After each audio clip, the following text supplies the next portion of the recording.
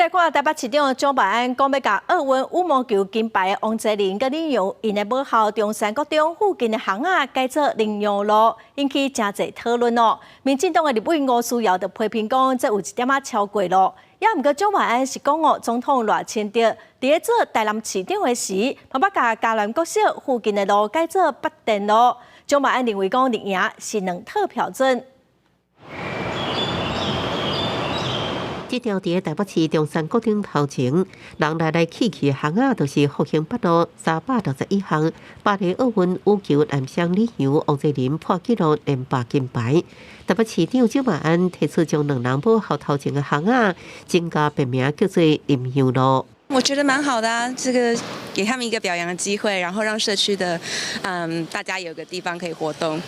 顺便推广一下羽毛球。觉得没有什么太大的意见，对，只是我觉得需要给人家一段适应或了解的，对一段过程。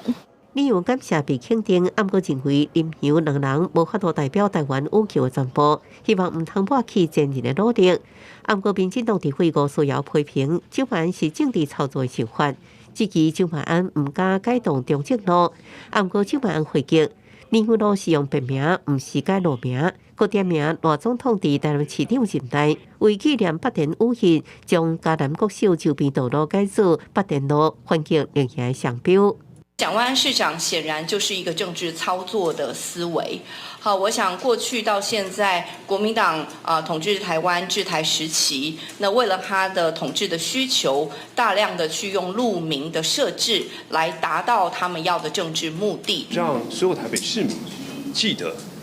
李阳、王麒麟他们为国家、为台湾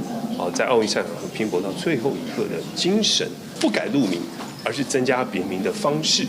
所以委员的批评，我认为是逻辑性。蒋万安佫讲到，台东的团公路也是为纪念1960年罗马奥运亚洲铁人杨团广摕10项全能金牌，强调林阳路的别名是会照联署审议地方说明会甲在地居民过半的同意顶相关的规定定数来进行。记者综合报道。